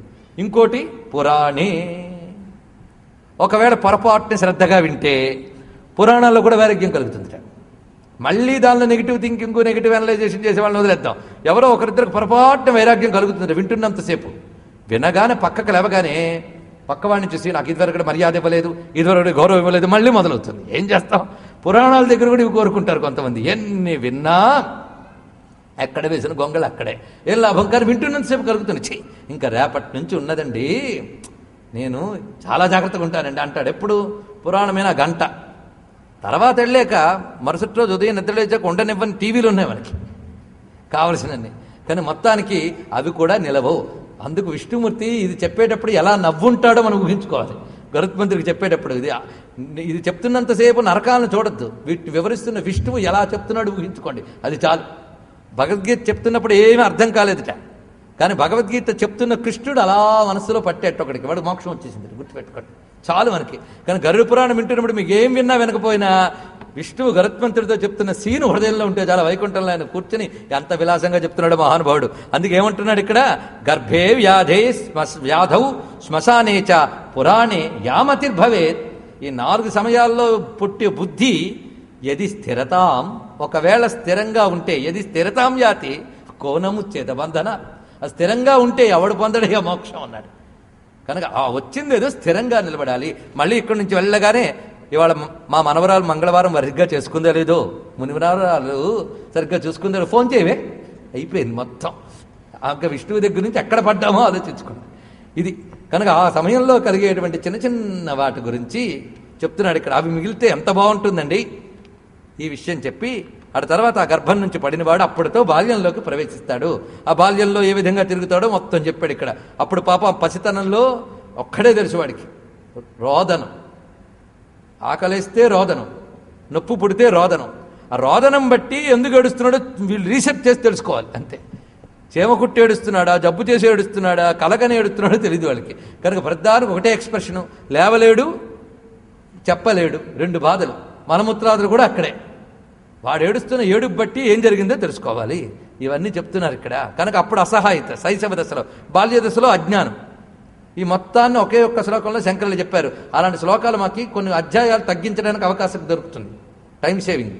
బాలస్తావత్ క్రీడాసక్త, తరుణస్తావత్ తరుణీసక్త, వృద్ధస్తావత్ చింతాసక్త, పరే బ్రహ్మణి కోపి నసక్త అని చెప్పాడు ఆ మహానుభావుడు. ఒకే మాటలో జీవిత చిత్రం అంతా ఇచ్చేశాడు. బాల్యంలో ఉన్నంతకాలం ఆటలు పాటలు, తర్వాత యవనంలో ఉన్నంతకాలం తరుణీసక్త లేదా తరుణాసక్త, గృహాసక్త, విషయాసక్త అనుకుంటే సరిపోయింది. తరుణస్తావత్ విషయాసక్త, తర్వాత వృద్ధస్తావత్ చింతాసక్త. అదొక్కడి పనికొస్తుంది వృద్ధాప్యంలో. చింతాసక్తత ఏంటి చింత? పోనీ పరమాత్మ గురించి చింత కాదు. చింత అంటే అర్థం నువ్వు ఎలా ఉన్నావో పట్టించుకొని నీ పిల్లలు ఎలా ఉన్నారు అని చింతపడుతుంటే వాడికి వీడు వెళ్ళి ఉద్ధరించేది ఏమీ లేదు. వాడెలా ఉన్నాడు, వీడెలా ఉన్నాడు, వాడి గురించి ఇదే చింత. చిట్ట చివరికి ఒక్కడు కూడా బూడిచ్చేయడానికి తప్ప దేనికి పనికి రాలేదే. ఆలోచించుకోండి. ఇది చెప్తున్నాడు విషయం. అందుకు ఈ విషయములని చెప్పి ఇలా ఉంటుంది జీవితం అంటే. ఇక్కడ మొత్తం ఈ పిండోత్పత్తి ప్రకరణం నుంచి చెప్పిన విషయం ఏంటి? జీవిత చిత్రణ. ఇది చెప్తున్నాడు. పాపుల జీవితం ఎలా ఉంటుందో చెప్పాడు. ఇంతవరకు పాపుల జీవితం అంతా కూడా విని ఇంకోలా ఉండదు. పుణ్యాత్ములు ఎలా ఉంటారో ముందు చెప్పుకున్నాం మనం. పాపుల జీవితం ఎలా ఉంటుందో చెప్పాడు. పాపుల జీవితం ఇలాగే నడుస్తుంది. ఎలాగూ గర్భంలోంచి ప్రవేశించిన దగ్గర నుంచి బాల్యంలో క్రీడాదులతో, యవ్వనంలో విషయాసక్తితో, వృద్ధాప్యంలో లౌకిక చింతతో చెట్ట చివరికి మరణిస్తారు. ఇది పాపుల యొక్క జీవనగతి ఈ విధంగా ఉంటుంది సుమా అనే విషయాన్ని వివరిస్తున్నాడు. దాని తర్వాత వాడికి సరి అయిన కర్మలు మరణానంతరం చెయ్యకపోతే, ఇప్పటి వరకు మరణం వరకు వచ్చారు కదా, మరణానంతరం కర్మలు కానీ సరిగ్గా జరగకపోతే సద్గతికి వెళ్ళలేడు. కనుక ముందుగా తన తర్వాత సత్కర్మలకి తగ్గ ఏర్పాటు బ్రతికుండగానే సరిగ్గా చేసుకోవాలని హెచ్చరిక ఇక్కడ గట్టిగా ఇస్తున్నాడు. ఇది చాలా ముఖ్యమైన అంశం. ఇంతవరకు నేను చెప్పిన దాంట్లో విషయాసక్త వాళ్ళందరికీ నేను ఉపన్యాసం ఇవ్వక్కర్లే. డబ్బు ఎలా సంపాదించాలి, కోరికలు ఎలా తీర్చుకోవాలి, దానికి నేనేం ప్రవచనం ఇవ్వక్కర్లే. అందరూ ప్రయత్నాలు అదే, బాధే లేదు. తర్వాత వాటికే ఇక్కడ ముఖ్యమైన అంశములు. అందుకు ప్రత్యక్ష అనుమాన ప్రమాణాల ద్వారా తెలియబడని సత్యములు ఏముంటాయో వాటిని చెప్పడానికే కదా వేద పురాణములు. కనుక దాని దగ్గరికి వద్దాం. మరణం అయిపోయింది. ఇంతకాలం నేను శాశ్వతం అనుకున్నవాడు ఏమయ్యాడు? ఆ మాత్రం భస్మమైంది. అది కూడా మిగులుతుందా? లేదు. అది కూడా తీసుకుని కలిపేస్తారు అక్కడ. ఏం మిగిలింది చిట్ట చివరికి? కానీ ఏం మిగలకపోదు. ఎవరెవరు ఎక్కడ వదిలేస్తారో చెప్తున్నారు. కొందరు ఇళ్ల దగ్గర వదిలేస్తారు భార్యాదులు, పందులు శ్మశానం దగ్గర వదిలేస్తారు. ఎవరి కోసం పడి ఒకడిని వదిలేసి అన్నీ పట్టుకున్నావో వాడొక్కడే మిగిలేవాడు. కానీ అప్పుడు కూడా ఇన్నాళ్ళు పట్టుకోలేదు కానీ వాడు దొరకడు. మరి ఏమైంది? నీ పుణ్యపాపాలే నీ వెంట వస్తాయి, తెలుసుకో. కనుక ఏం పోగు చేసుకోవాలో ఆలోచించుకో. ఇది చెప్తున్నాడు. ఈ మాటను చెప్పి అంచేష్టి కర్మహీనానాం, వాళ్ళ యొక్క నారకీగతి. అంచేష్టి కర్మహీనానాం అంటే అంచేష్ట అనబడే కర్మ లేనటువంటి వారికి సద్గతులు ఉండవు సుమా అన్నాడు. అంటే వీడు ఎంత ఏమైనా సరే కనీసపు అంచేష్టి కర్మలు సరిగ్గా జరిగితే వాడు తర్వాత వాటిలో సంస్కారములు పొంది ఎప్పటికో అప్పటికి తరించే అవకాశం ఉంది. కనుకనే జీవితం ఉన్నంతకాలం దీన్ని నెట్టడం ఎలాగో చూసుకున్నావు. ఈ తర్వాత జీవుడి గతి ఏమిటనే దాని గురించే ఏర్పాటు చేసుకోవాలి. దానికి గాను ముందు నువ్వు మరణించిన తర్వాత కనీసం నిన్ను తీసుకెళ్ళి తగలబెట్టడం, ఇక్కడ ఉన్నవాడిని అక్కడ దాకా తీసుకెళ్లి తగలబెట్టడం వరకు కొంతమంది చేస్తారు. ఎవరూ పట్టించుకోకపోతే ఎవడో ఒకడు వచ్చి ఆ పని చేసేస్తాడు. ఎందుకంటే పోయిన తర్వాత దీన్ని భరించలేరు గనక. అంతే కదా, నిధిగానే ఎవడు భరించలేడు. పోయిన తర్వాత ఏదో పని చేసేస్తాడు. కానీ ఇక్కడి నుంచి అక్కడికి వెళ్ళి తగలబెట్టడం కాదు, ఇంకా పైకి వెళ్ళడానికి ఏం చేయాలో చూడాలి వాడిని. దానికోసం చేయవలసినది వాళ్ళెవరో వాళ్ళని సంపాదించుకోవాలి. కనుక పుత్రాదులను మొట్టమొదటి చెప్పాడు. ముందు పుత్రాదు. శాస్త్రం చెప్పే కొన్ని మాటలను ఏ పరిభాషలో ఎలా అర్థం చేసుకోవాలో చూడాలి. కానీ అక్కడికక్కడే చూస్తూ మనం మాట్లాడకూడదు. అందుకే పురాణాల్లో చిత్రం ఏంటంటే ఇతర ఏ మత గ్రంథాల్లోనూ కనబడేది భారతీయ పురాణాల్లో కనబడేది ఒక ప్రత్యేకత ఉంది. మీరు గమనిస్తే ఒక చోట ఖరాఖండికి ఇది లేకపోతే నీ గతి లేదని చెప్తాడు గట్టిగా. అదే ప్రమాణమని మనం మాట్లాడతాం అప్పటికి. కానీ అలా గట్టిగా అక్కడ అనడానికి లేదు. మరి అదే శాస్త్రంలో మరికొంత దూరం వెళ్ళిన తర్వాత ఆ గతి లేకపోయినా మరొక విధంగా కూడా తరించవచ్చున ఒక ఆల్టర్నేటివ్ ఇస్తాడు. అంతేగాని ఇక్కడ ఏం చెప్పాడు? అదే బండగా అదే పాటించు. అందుకే ఏదో ఒక్కదానికి పరిమితమైపోయి కూర్చుంటే జీవితం అంతా దానికే పరిమితం చేసిస్తే పక్కకి వెళ్ళాము.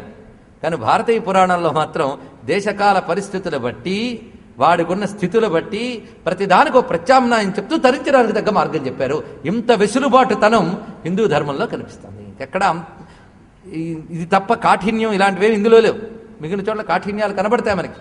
అందుకు ప్రతిదానికి ప్రత్యామ్నాయాలు ఉన్నాయి. ఇక్కడ ఏం చెప్తున్నా అంటే అపుత్రస్య గతిర్నాస్తి అనే విషయాన్ని చెప్తున్నాడు. అందుకు పుత్రాదుని ముందు సంపాదించుకోవాలి. ఎందుకు పుత్రాదుని సంపాదించుకోవాలి?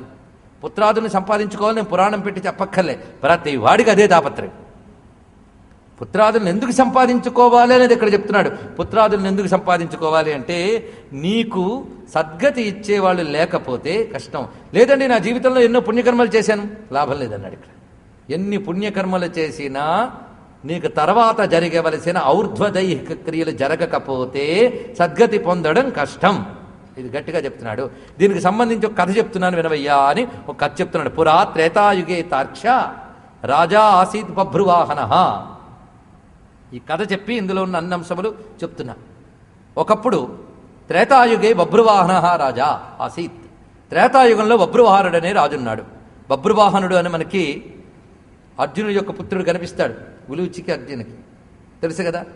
ఆ బభ్రువాహనుడు గురించి మనం విన్నాం, కానీ ఆ డౌట్ రాకూడదని త్రేతాయుగే అని చెప్పాడు. ఈ బభ్రువాహనుడు కాదు, అది ఆ కాలం నాడు కూడా బభ్రువాహనుడు ఉన్నాడు. బభ్రువాహన ఈ మాటకు నిజానికి అర్థం ఏంటంటే, బభ్రు అంటే వృషభం, బభ్రువాహనుడు అంటే వృషభవాహనుడు. శివుడు పేరు పెట్టుకున్నారు ఎవరికి అలాగనమాట. భీమసేనుడు, శ్రీనివాసు అని పెట్టుకున్నట్టే బభ్రువాహనుడు కూడా ఒక పేరు, పరమేశ్వరుడి పేరు ఇది. సరే, మొత్తానికి బభ్రువాహనుడు అని ఒక రాజు ఉండేవాడు త్రేతాయుగంలో. అతడు చాలా ఉత్తముడు, ధర్మనిష్ఠుడు, బలవంతుడు. యజ్వా దానపతి శ్రీమాన్ బ్రహ్మణ్య సాధువత్సల. ఆయన యజ్ఞములు చేసేవాడు, దానశీలుడు, శ్రీమంతుడు, వేదముని ధర్మముని వేదవేత్తల్ని కాపాడేవాడు, సాధువత్సలుడు, శీలాచారములు గలవాడు, దయాదాక్షిణ్యములు గలవాడు. ఇవన్నీ ఎందుకు చెప్తున్నాడంటే, ఇలాంటి ఉత్తమ సంస్కారములు కలిగిన వాడని చెప్పడం. అటువంటి వాడు క్షత్రధర్మరతో నిత్యం సదన్యాన్ దండయన్ నృపః. అతడు క్షత్రధర్మాన్ని అనుసరించి దండించవలసిన వాళ్ళని దండిస్తూ దండనీతిని పాటిస్తూ ఉన్నాడు. అందులో భాగంగానే క్రూర మృగాల బారి నుంచి రాజ్యాన్ని రక్షించడం కోసమని వేటకు వెళ్ళాడు. ప్రతి చెప్తున్నాడు కారణం, అంతేగాని వినోదంకి వెళ్ళలేదు. క్రూర మృగాల బారి నుంచి రక్షించడానికి వేటకు వెళ్ళేట. అలా వెళుతూ ఉండగా అరణ్యంలో ఆశ్చర్యకరంగా అతనికి ఒక ఒంటరి స్థితి ఏర్పడింది. తనతో వచ్చిన వాళ్ళ నుంచి తప్పిపోయాడు అతను. ఒక జంతువుని వేటాడుతూ దూరం అయిపోయాడు. ఆ స్థితిలో అరణ్య మధ్యంలో చిక్కున్నాడు. దాహం వేసింది, కానీ ఆయనకి సమీపంలో ఒక శీతల జల సరస్సు కనబడింది. అక్కడికి చేరి ఆ నీళ్లు తాగి ఆ వృక్షం కింద విశ్రాంతి తీసుకుంటూ ఉంటే రాజా అను పిలిపి వినబడిందిట. చూశాడు, అక్కడ ఒక ప్రేతం కనబడింది. అది అయితే ఇలాగ వెళ్ళిన వాళ్ళందరికీ కనబడుతుంటాయి, ప్రేతాలని కాదు, వాటికి కూడా యోగం ఉంది. ప్రేతం కనబడాలన్నా సృష్టిలో అందరికీ ఒకే రోగం రాదు, ఎందుకంటే రోగం రావడానికి వాడికి యోగం ఉండాలి. అది సద్యోగం అనలేదు, దుర్యోగం, అది ఒప్పుకుంటాం. అలాగే ప్రేతాదులు కూడా కనబడుతుంటాయి. ఏమిటో ఎవరికే సంబంధాలు ఉన్నాయి మనకేం తెలుసు. స్వప్నాదుల్లో కూడా కనబడుతుంటాయి. అయితే ప్రేతలు వచ్చే స్వప్నం ఏంటో పోల్చుకోవడం మహా కష్టం. స్వప్నాలు రకరకాలుగా ఉంటాయి, కానీ వచ్చిన ప్రతి స్వప్నం ప్రేత స్వప్నం ఉండడానికి లేదు. దేన్ని ఎలా పోల్చుకోవాలో కూడా దీనిలో ఒక సైన్స్ ఉంది, చాప్టర్లో చెప్తాను, మీకు చెప్తాను దాన్ని పోల్చుకునే గతి కూడా. ప్రేతలు కొన్ని గతులు లేని ప్రేతలు వచ్చి బాధపడుతుంటాయి, నన్ను ఎవడైనా తరింపజేస్తాడా అని. కొంతమంది సాధన చేస్తూ ఉంటే వాళ్ళ సూక్ష్మ శరీరపు ఆవరణలోకి వస్తాయిట అవి. ఎందుకంటే అవి ఎలాగూ తరించలేకపోతున్నాయి. వీడు చేసే పుణ్యం ఏదైనా అంటితే తరించిపోతామేమని. మీరు ఆలోచించండి, ఎవరైనా చలి కాచుకోవడానికి చలిమంట పెడితే మనం చలితో వణుకుతూ ఉంటే అది కనబడితే దగ్గరికి వెళ్ళి కూర్చుంటాం కదా. అలా గతులు లేని ఎన్నో భయంకరమైనవి మన చుట్టూ తిరుగుతూ ఉంటాయి. ఎవడైనా కొద్దిపాటు సాధన చేస్తున్నప్పుడు దీనివల్ల నేనేమైనా తరిస్తానేమో అని ఆశతో దగ్గరికి వస్తూ ఉంటాయి. అందుకే ముందు సాధన చేసే ముందు వాటిని రానివ్వకుండా తరిమి కొడతాం. ఉత్తిష్టంతో భూత పిశాచాహ ఏచే భూమి భారకాహ ఏతేషాం అవరోధేన బ్రహ్మకర్మ సామారభే అని చేస్తూ ఉంటాం కదా. అపసత్పతి ఏ భూత ఏ భూత భూమిభారక ఇత్యాది మంత్రములు ఉన్నాయి. ఇవన్నీ కూడా ఇలాంటి రహస్యములు ఉన్నాయి. సూక్ష్మ ప్రపంచం మనకు కానీ భగవంతుడు ఆ మూడో కన్ను తెరిపిస్తే నీ చుట్టూ ఉన్న భయంకరమైన సూక్ష్మ ప్రపంచం చూసి భయపడిపోతావు. ఆయనది ఇవ్వలేదు కనుక క్షేమంగా ఉన్నాం మనం. ఒక సిద్ధపురుషుడు ఆ మధ్యకాలంలో చెప్పిన విషయం, నీవు చూడగలిగితే నువ్వు చూస్తున్న ఈ ప్రపంచానికి కొన్ని పదుల రెట్లు కలిగిన సూక్ష్మ ప్రపంచం నీ చుట్టూ ఉంది అని చెప్పాడు. చాలా ఆశ్చర్యకరమైనది. అందులో ఎన్నెన్ని తిరుగుతున్నాయో, ఎన్నో మంచి శక్తులు ఉంటాయి, చెడు శక్తులు ఉంటాయి. పాపం అవి చెడు శక్తులు అవి అనుకో. ప్రతిదానికి ఎగ్జిస్టెన్స్ కోసం వేదన ఉంటుంది, తరించాలని తపన ఉంటుంది. ఎందుకంటే అవి జీవులే కనుక ఆ జీవులు ఉంటూ ఉంటారు. మొత్తానికి ఒక జీవుడు కనబడ్డట. వాడిని చూడగానే ఆశ్చర్యపడి వీడెవడు ఇంత భయంకరంగా ఉన్నాడని. ఎందుకంటే నీ వల్ల నాకు ప్రేతత్వం పోతుంది అంటే ఇప్పుడు వాడెవడు ప్రేతం అని తెలిసి కొంచెం భయపడ్డట. అప్పుడు కృష్ణవర్ణ కరాళాస్య ప్రేతత్వం ఘోర దర్శనం, నల్లగా ఉన్న భయంకరమైన ముఖం నీది.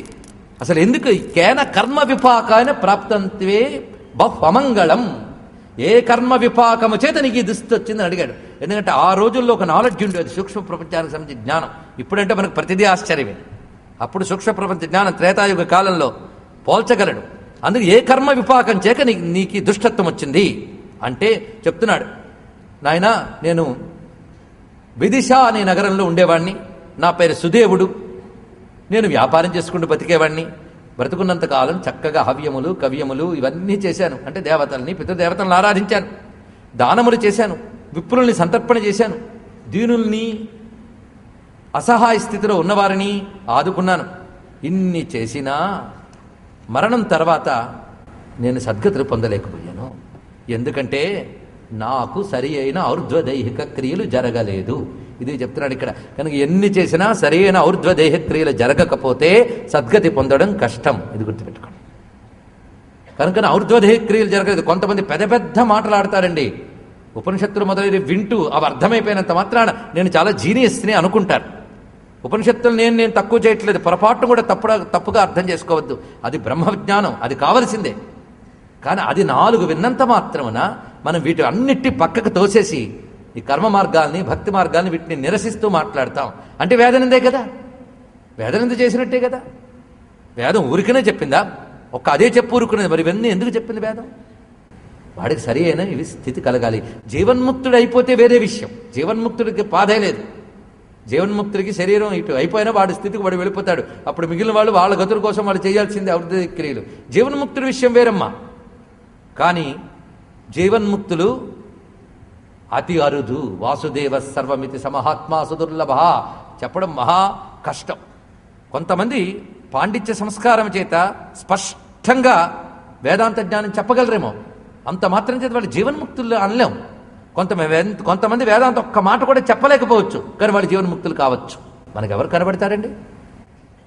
అందుకు జీవన్ముక్తావస్థను మనం వర్ణించలేం. అటువంటి వాళ్ళకి బాధ లేవు. వాళ్ళకి ఔర్ధ్వదైహిక క్రియలేంటి? వాడు పుట్టినప్పుడే మొత్తం పోయే, వాడికి ఆ యోగం లభించినప్పుడు జీవన్ముక్తావస్థ రాగానే అతను మొత్తం కర్మలు ఇక్కడే దహింపబడ్డాయి, అతడికి బాధ లేదు. అతని గురించి మనం చెప్పట్లేదు ఇక్కడ, జీవన్ముక్తులకు మాత్రమే అది, వాడికి ఏం బాధ లేదు. కానీ మిగిలిన ప్రతి వారికి కూడా సద్గతులు పొందాలి అంటే ఔర్ధ్వదేహిక క్రియలు జరగాలి. అది జరిగితేనే వీడు చేసిన పుణ్యంగా అప్పుడు అనుభవించగలడు. ఔర్ధ్వదేహిక క్రియలు జరగకపోతే మహా కష్టం. ఎందుకంటే ఈ పృథ్వీతో జీవుడికి ఉన్నటువంటి అనుబంధం అనేక జన్మల నుంచి ఈ దేహంతో సంప్రాప్తమై కొన్ని దశాబ్దాల పాటు పట్టుకుంది. ఈ శరీరంతో ఇన్ని దశాబ్దాలు, ఇదివరకు శరీరంతో ఎంతో ప్రకృతితో పడుకున్న అటాచ్మెంట్ అంత గట్టిది. ఇప్పుడు ఒక్కసారి తెగగానే దాన్ని శాస్త్రీయంగా తొలగించి అక్కడికి పంపించాలి అంటే దానికి ఒక ప్రక్రియ ఉంది. బ్రతుకున్నంతకాలం నువ్వేవైనా చేసుకోగలవు, పోయిన తర్వాత నువ్వేవీ చేయలేవు, ఎవడో చేయాల్సిందే. అంతెందుకండి, చక్కగా నడవగలిగే కాళ్ళు పడి దెబ్బతింటేనే మరో 4 అవసరం వస్తుంది. ఇప్పుడే చూసారా, ఒక్క ఇంద్రియం సరిగ్గా పనిచేయకపోయినా మరో వ్యక్తి అవసరం వస్తుంది. అసలు ఇంద్రియాలన్నీ పనిచేయడం మానేసిన తర్వాత ఎంత అవసరం వస్తుంది? ఇక ఇంద్రియమే లేని స్థితి వచ్చినప్పుడు జీవుడికి పైకి తొయ్యడానికి ఎన్ని కర్మలు అవసరం వస్తుందో మీరు ఆలోచించుకోండి. ఇక్కడ ఇంద్రియాలే లేని స్థితిలో జీవుడిని ఉపాధే లేదు, వాడికి ఉపాధి లేదు. కానీ ఉపాధి అవసరం లేక కాదు, ఉంది అవసరం, ఉపాధి లేదు. ఇప్పుడు వాడిని సరిగ్గా పంపాలంటే ఒక ప్రాసెస్ ఉంది. ఆ ప్రాసెస్ పేరే ఔర్ధ్వదైహిక క్రియలు. ఇది అయితే మానవులకైనా ఇతరులకి లేవా అని మీరు అనొచ్చు. మానవులకే, ఇతరులకి కేవలం అనుభవ జన్మలే. ఒక్క మానవుడిది మాత్రమే కర్మ జన్మ. అందుకే ఇది దొరకడం మహా కష్టం. మిగిలినవన్నీ పాపమో పుణ్యమో అనుభవించుకుంటూ పోతాయి. వీడికి పాపపుణ్య ప్రారంధానుభవం ఉన్నప్పటికీ సవరించుకుని తరించే అవకాశం ఉన్నటువంటి బుద్ధి అనబడేటువంటిది ఇచ్చాడు మానవుడికి. ఆ మన శక్తి, మన అవబోధనే అని చెప్పబడే శక్తి ఉంది కనుక వీడు మానవుడు అన్నారు. తరించడానికి పనికొచ్చే బుద్ధి వివేకములు ఉన్నవాడు అది చేసుకోవాలి. అది చేసుకోకపోయిన తర్వాత పోనీ జీవితంలో పుణ్యమో పాపమో రెండు కలిసి చేసుకున్నాడు, తోచినంత పుణ్యం చేశాడు, కానీ ఔర్ధ్వదైహిక క్రియలు జరగలేదు. ఎందుకు జరగలేదంటే చెప్తున్నాడు, మమ వై సంతతిర్నాస్తి, నాకు సంతానం లేదు. నా సుహృన్ నచ బాంధవః, నాకు సుహృత్తులు స్నేహితులు లేరు, బంధువులు లేరు. అలాగే నచ మిత్రం, మళ్ళీ మిత్ర స్నేహితులు రెండు భేదములు చిన్న చిన్నవి చూపిస్తున్నాడు. ఇప్పుడు చిన్న చిన్న భేదాలు, పెద్దవేం కాదు. హృదయంపై గట్టి ప్రభావముద్ర వేసి ఉన్నటువంటి వారిని స్నేహితులు అంటారు. మన హితం కోరుతూ హితం చేసే వాళ్ళని మిత్రులు అంటారు. ఈ రెండు కలిసిపోయినా తప్పేం లేదు, కానీ రెండుగా చెప్పాడు కనుక నేను చెప్తున్నా. ఈ విధంగా స్నేహితులు కానీ బంధువులు కానీ సంతతి కానీ ఎవరూ లేరు. నాకు ఎవరూ లేని తనం చేశాను. ఎవరూ లేకపోవడం వల్ల నాకు ఔర్ధ్వదైహిక క్రియలు సరిగ్గా జరగలేదు. అది చెప్తున్నాడు. యస్య నస్యాన్ మహారాజా శ్రాద్ధం మాసిక షోడశం ప్రేతత్వం సుస్థిరం తస్యా దత్తై శ్రాద్ధ శతేరపి. అంతేకాదు, షోడశ శ్రాద్ధ సహితమైన, చూడండి ఇక్కడ షోడశ శ్రాద్ధములు అంటే మనం చెప్పుకున్న 16 నగరాలు దాటేటప్పుడు ఇక్కడ సంవత్సరం పాటు జరిగే 16 రకాలైనటువంటి శ్రాద్ధ కర్మలు, అవి కానీ సరిగ్గా జరగకపోతే ఔర్ధ్వదైహిక క్రియ అన్నారు. ఇక్కడ దేహం పడిన తర్వాత ఊర్ధ్వస్థితికి తీసుకెళ్లవలసిన క్రియ లేదా దేహ పతనానంతరం చేయవలసిన క్రియలు సరిగ్గా జరగకపోతే ఎన్ని శ్రాద్ధాలు చేసినా ప్రేతత్వం వదలదు. ఇది చెప్తారు ఇక్కడ, ప్రేతత్వము వదలదు. కనుక అది ముఖ్యం, జరగవలసింది సుమా. కనుకనే నాకు ఔర్ధ్వదేహ క్రియలు జరక్క చాలా కాలం నుంచి ఈ స్థితిలో ఉన్నానయ్యా అన్నాడు. ఇది చాలా ఆశ్చర్యకరమైన అంశం, గుర్తుపెట్టుకోండి. చాలా కాలం నుంచి ఈ స్థితిలో ఉన్నాను అని చెప్తున్నాడు. అంటే ప్రేతత్వం పిశాచత్వం అనేది మానవ జన్మ అయితే మీరు గట్టిగా బతికితే 100 ఏళ్లలో పూర్తయిపోతుంది. కానీ ఇవి అంత తొందరగా కొన్ని వేల ఏళ్ళు ఉన్నాయి. అంతేకాదు మన ముత్తాతల నుంచి చూస్తున్న చెట్లు లేవు, ఒక్కసారి ఊహించుకోండి. అలాగే పైశాచిక జన్మలు చాలా భయంకరంగా ఉంటాయి ప్రేతత్వంతో ఉన్నవి. ఒక చిన్న ఇటీవల చారిత్రకంగా జరిగిన ఒక చిన్న ఘట్టం చెప్తా. ఇది విద్యారణ్యుల వారి చరిత్రలో కనిపిస్తుంది. కొందరు చెప్తూ ఉంటారు ఈ చరిత్రని. విద్యారణ్యుల వారి దగ్గరకు ఒక బ్రహ్మరాక్షుడు వచ్చాట. నాకు నీలాంటి మహాత్ముని వల్లే ముక్తి దొరుకుతుంది, ఎందుకంటే ఇలాంటి ప్రేతలు బ్రహ్మరాక్షసులు వెతుక్కుంటూ ఉంటారు ఎవరైనా నన్ను తరింపజేస్తారా అని. ఇది పెద్ద విశేషం. ఇది చెట్లు పుట్లు తిరుగుతూ అరణ్యాల్లో అక్కడ తిరుగుతూ ఉంటారు. అందుకే అలాంటి చోట్లకి వెళ్ళినప్పుడు జాగ్రత్తగా ఉండాలి, ఎందుకంటే వాళ్ళ సంచారం ఎక్కువ. అక్కడ ఎవడైనా దొరుకుతాడా అని ఎదురు చూస్తూ ఉంటారు. అందుకే వాళ్ళ బాధలు లేకుండా ముందు దిగ్బంధనాలు చేసుకునే సాధన చేస్తూ ఉంటారు కొంతమంది. ఇదంతా రహస్య విద్య, సూక్ష్మ విద్య, ఈ కంటితో తెలియలేని విద్య, శాస్త్రముల సహాయం ద్వారానే విశ్వసించవలసిన విద్య. ఆయనకి విద్యారణ్య స్వామి వారికి కనబడింది ఆ బ్రహ్మరాక్షి. నాకు నువ్వు బ్రహ్మరాక్షత్వం నుంచి విముక్తి కల్పించాలి నీ తపశ్శక్తి చేత అన్నది. ఎప్పుడు పోయావు నువ్వు అని అడిగాడు. రాముడి కాలం నాడు అన్నట్టు. ఎప్పటి రాముడి కాలం ఎప్పటి విద్యారణ్యుల కాలమో ఆలోచించండి. ఇది పెద్ద రహస్యమైన విషయం. కానీ అప్పుడెప్పుడో చేసిన ఒక మహాపాపం, కోడని దానం పుచ్చుకున్నట్ట. దాని ఫలితం ఇది, గుర్తుపెట్టుకోండి. కోడని దానం పుచ్చుకున్నారు. చెప్పంటారా? కథ చెప్పండి, చెప్తాయి, నాకేం పర్వాలేదు. రామాయణ కాలంలో వాడు విప్రుడు దాన కాంక్షతో కోడని దానం పుచ్చుకోవడానికి సిద్ధపడ్డట. ఇక్కడ దానం పుచ్చుకోవాలి, ఎవరు పుచ్చుకోవాలో, దానం పుచ్చుకున్నాక ఏం చేయాలి అన్నీ ఉన్నాయి ఇంత శాస్త్రంలో. ఈ రోజుల్లో దానపాత్రుడు విప్రుడు ఒప్పుకుంటాం. ఏ విప్రుడు? శ్రోత్రియుడే, సంధ్యా జనుష్ఠానములు కలవాడు మాత్రమే వాడికి పాత్రుడు. అయిన తర్వాత దానం పుచ్చుకోవడంతో వాడు కర్మని కూడా పచ్చుకున్నాడు. వాడు తద్దోష నివార్ధనార్థం వాడు చేసుకోవాల్సిన సాధన చేసుకోవాలి. ఈ రోజుల్లో ఏం చేసుకోకుండానే మళ్ళీ పడతాడు. అందుకే కొందరు మొహాల్లో ఒకటే కళ, ప్రేత కళ. ఎందుకంటే పుచ్చుకున్న దానాలకు తగ్గ శాంతి చేసుకోకపోవడం వల్ల. ఎందుకంటే అనుష్ఠానాలు ఎప్పుడూ పోయాయి. అంత అనుష్ఠానం చేసుకునే జ్ఞానం ఉంటే ఇట్లాంటి పనులు ఎందుకు చేస్తామండి అంటారు. అది కూడా వచ్చింది బాధ, అది కూడా చూసాం. కనుకనే సరైన భక్తులు, సరైనటువంటి ప్రతిగ్రహితులు దొరకడానికి కష్టమయ్యే కలికాలంలో పడ్డాం మనం. చాలా వేదనాభరితమైన స్థితి. అయ్యో అని ఏడవాలి శాస్త్రం తెలుస్తున్న కొద్దీ. సరే, మొత్తానికి అతగాడు కొంచెం తెలివైన వాడు. అది దుర్మార్గం చేసేవాడు తెలివైన వాడైతే ప్రపంచానికి చాలా ప్రమాదం. వాడు తన దుర్మార్గానికి కూడా సంస్కృతం శాస్త్రం కొటేషన్స్ ఇవ్వగలడు. అది బాధ. మొత్తానికి వాడు ఏం చేశాడంటే కోడని దానం చాలా ధనంతో ఇస్తున్నాడు. పుచ్చుకోవాలని ఆశపడుతుంది. మరి పాపం కదా తెలుసు వాడికి. తెలిసి అప్పుడు ఇలాంటి వాళ్ళు అరుదండి. ఇప్పుడు కోడంది పట్టము అనేవాళ్ళు అరుదు. అందుకే ఇది కలియుగం, త్రేతాయుగం. అప్పుడు అలాంటి వాళ్ళు అరుదు, ఎక్కడో కనిపిస్తారు. సరే, అతగాడు పట్టేసినప్పుడు ధైర్యం అంట. ఎందుకంటే రాముడు విష్ణువు అని తెలుసు అతనికి. రామచంద్రమూర్తి పౌరదర్శనం ఇస్తూ ఉంటాడు ఒక సమయంలో. అప్పుడు నేను కూడా వెళ్ళి ఆయన చూస్తాను. ఆయన చూస్తే చాలు పాపములు భస్మీ పట్లం అవుతాయి. కనుక నేను దానం పుచ్చేసుకుని ఆయన్ని చూసేస్తాను, నా పాపం పోతుందని నిర్ణయించుకున్నట్టు. అతను తగ్గట్టుగానే మొత్తం క్యూలో నిలబడ్డాడు. సరిగ్గా ఈయన వంతు వచ్చేటప్పటికి వశిష్ఠుడు తెరవేసేటాడు అక్కడ. అంటే వశిష్ఠుడు త్రికాలవేత్తని తెరవేశాడా, లేకపోతే ఇలాంటి పాప బుద్ధి ఉన్నవాడు గనక ఆ రామచంద్రమూర్తి ప్రేరేపించాడా? ఎవడి కర్మ వాడిది. మొత్తానికి వాడు తెలివితేటలకు మంచి శిక్ష వేశాడు. అప్పుడు రామచంద్ర ముఖ దర్శనం కాలేదు. నా పాపం నాతోనే ఉంది, పోయాను. అప్పటి నుండి పిశాచంగా తిరుగుతున్నాను అన్నట్ట విద్యారణ్యుల వారితో. ఇది జరిగిన కథ. అప్పుడు నేను ఎలా తరిస్తాను అంటే, నువ్వు చాలా చదువుకున్న దెయ్యాన్ని వెయ్యా, అందుకే బ్రహ్మరాక్ష వెయ్యా అన్నాడు ఆయన. కనుక చాలామందికి ధర్మ సందేహాలు ఈ రోజుల్లో ఎక్కువ వస్తూ ఉంటాయి. నువ్వు ఒక పంచే, నీకు నేను ఒక దగ్గర నియంత్రిస్తాను. ఎందుకంటే బ్రహ్మరాక్షులు పిశాచాలు ఉందామన్న ఒక చోట ఉండలేవు. ఎందుకంటే వాయు శరీరాలు చలించిపోతూ ఉంటాయి. కూర్చోబెడితే కూర్చునే శరీరం భగవంతుడు మనకి ఇచ్చాడు, గుర్తుపెట్టుకోండి. తర్వాత కూర్చోలేని, నడవలేని, నిలవలేని శరీరాలే ఇచ్చినప్పుడు వాడుకోకపోతే మళ్ళీ దొరకదు ఇది. కనుక గాల్లో తేలే శరీరం అది. కనుక నేను నా శక్తితో నేను నిలబెడతా, నీ చుట్టూ ఒకటి కట్టిస్తా. ఎవరికైనా ఏదైనా ధర్మ సందేహం ఉంటే రాసి నీ మీద పెడతాడు. నువ్వు మళ్ళీ సమాధానం దాని యందు రాసి పెట్టు.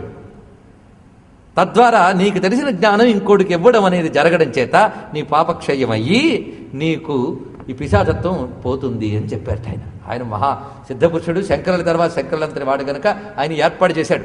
ఆ విధంగా కొంతకాలం జరిగింది. తర్వాత ఆన్సర్స్ రావడం మా పోయే అంటే ఈయన గారు బ్రహ్మరాక్షత్వం పోయింది.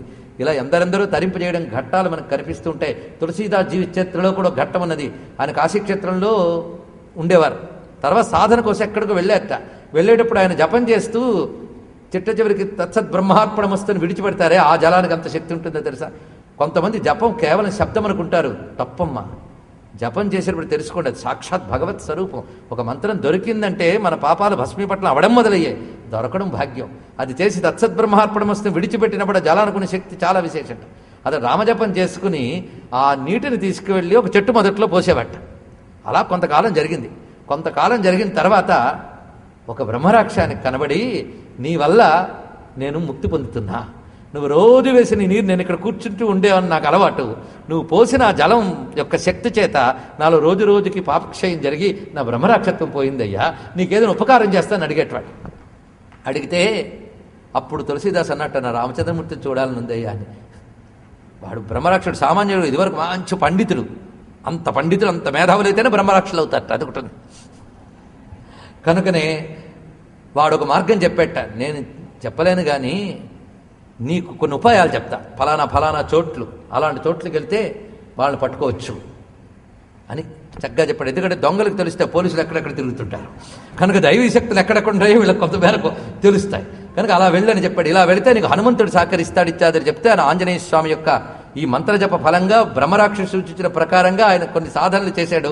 సాధనల ఫలంగా ఆంజనేయ స్వామి వారు ఆయనకు దర్శనమిచ్చి రామానుగ్రహం ఇచ్చినట్లుగా కొన్ని గ్రంథములు మనకు చెప్తున్నటువంటి విశేషం. కనుక సూక్ష్మ ప్రపంచ విజ్ఞానం ఎంత ఉంటుందో మీరు ఆలోచించుకోండి. దీన్ని బట్టి ఇవన్నీ కలిపి చెప్పినప్పుడే గరుడ పురాణపు అసలంశాలన్నీ పడతాయని నేను వివరిస్తున్నాను. సారం తెలిస్తే చాలు కదా. కనుక ఈ ముఖ్యమైన విషయముల్లో ఏమిటి అంటే ఔర్ధ్వదేహిక క్రియలు ఎంత అవసరమో అది. కొంతమందికి ఔర్ధ్వదేహిక క్రియలు చేసినా పిశాచత్వం పోదు. ఇది కూడా గుర్తుపెట్టుకోండి. అది నేను చెప్పాను మీకు. భయంకరమైన పాపజీవులకి ఔర్ధ్వదేహిక క్రియలు చేసినా తొలగదు ప్రేతత్వము. భయంకరమైన పాపజీవులకి ఇది తెలియాలంటే పద్మపురాణంలో భాగవతానికి సంబంధించి ఫలశ్రుతి చెప్తూ ఎన్ని ఇతివృత్తాలు ఇవ్వచ్చు తెలుసా. ఉదాహరణలు మీకు చారిత్రకంగా ఇవ్వచ్చు, పౌరాణికంగా ఇవ్వచ్చు, రెండు విధాలుగా కూడా ఇవ్వచ్చు. లెక్కలేని ఉన్నాయి. అక్కడ చూపిస్తాడు భాగవతంలో ఫలశ్రుతిలో. భయంకరమైన పాపాత్ముడు, తల్లి తండ్రుల మరణానికి కూడా హేతువైన ఒక పాపాత్ముడు దుందుమారుడు అనేటువంటి వాడు మరణానంతరం ఒక భయంకరమైన ప్రేతత్వాన్ని పొందుతాట. ఆఖరి గయాశ్రాద్ధం చేసి వస్తాడు ఎవడు, వాళ్ళ సోదరుడు. చేసి వచ్చినవాడు ప్రేతత్వం పోలేదుట. అంటే ఎంత భయంకరమైన ప్రేతత్వం చూడండి. అలాంటిది భాగవత శ్రవణం వల్ల పోయిందిట అతనికి. అక్కడ భాగవత మహిమ చెప్పారు. ఇది చేస్తే మహిమ అనుకుంటాం, కానీ నేను చెప్పిన గీతా ప్రెస్ పుస్తకంలో దానివల్ల ప్రేతత్వములు పోయిన సందర్భాలు కూడా ఉదాహరణకు ఇచ్చాడు ఆయన. గుర్తుపెట్టుకోండి. అలాగ ప్రేతత్వాలను పోగొట్టగలిగే శక్తి ఉన్న గ్రంథాల్లో గరుడ మహాపురాణం ఒకటి. దానికంత శక్తి ఉన్నది. అది చాలా విశిష్టమైన అంశం అది. కనుక ఇక్కడ కూడా ఆ అంశాన్ని మనం తెలుసుకోవాలి. కనుక ఔర్ధ్వదేహిక క్రియలు చేసినా కొందరికి లేదు. ఇప్పుడు ఇతను చెప్తున్న సుదేవుడు చాలా మంచి పనులు అన్నీ చేశాడు, ఒక్కడేదో అడ్డింది, ఔర్ధ్వదేహిక క్రియలు జరగలేదు. ఇప్పుడు ఔర్ధ్వదేహిక క్రియల అవసరం ఎంత అని చెప్పడం కోసం ఇది వృత్తాంతం చెప్తున్నాడు. వాటి అవసరం చాలా ఉందని చెప్పడం. కనుక నువ్వు ఒక్కసారి నన్ను ఉద్దేశించి ఔర్ధ్వదేహిక క్రియగాని చేస్తే అదొక్కడి పోయిందా, నాకు అన్నీ సద్గతులే, అదొక్కడి చేస్తావా రాజా అని అడిగెట్టండి. నా కోసం చేస్తావా? అలాగా మనల్ని ఉద్దేశించి ఎవరు చేసినా కూడా ఔర్ధ్వదేహికలు పనిచేస్తాయి. కనుక అపుత్రస్య గతిర్నాశన మాట అంటూనే ఇక్కడ మరొక చిన్న మాట సూచన, ఒక ధైర్యం చెప్తున్నాడు. అందుకే మమ సంతతిర్నాస్తి సుహృత్తు నచ బాంధవ, గట్టిగా చెప్పాడా లేదా? పుత్రులు లేరు చేయడానికి, కనీసం స్నేహితులు బంధువులు కూడా లేరు అంటే వాళ్ళు కూడా చెయ్యొచ్చు అని మాట ఉందా లేదా? కనుక రిక్తమని చెప్తూ మన శాస్త్రంలో ప్రక్రియ ఉంది. అందుకే నీ తర్వాత ఔర్ధ్వదేహిక క్రియలు చేయవలసిన వాడెవడో ముందు నువ్వు నిర్ణయించుకోవాలి. సంతానం లేకపోతే ముందు నువ్వే నిర్ణయించుకోవాలి. నీ తర్వాత ఔర్ధ్వదేహిక క్రియలున్న వాడిని కోసం నిర్ణయించుకోవాలి. అలా ఎవరెవరు నిర్ణయించుకోవాలో శాస్త్రం మళ్ళీ చెప్పింది. సర్వం శ్రీకృష్ణ చరణారవిందార్పణమస్తు. రమణ గోవిందో హరి గోవింద. నమః పార్వతీపతయే హర హర మహాదేవ్.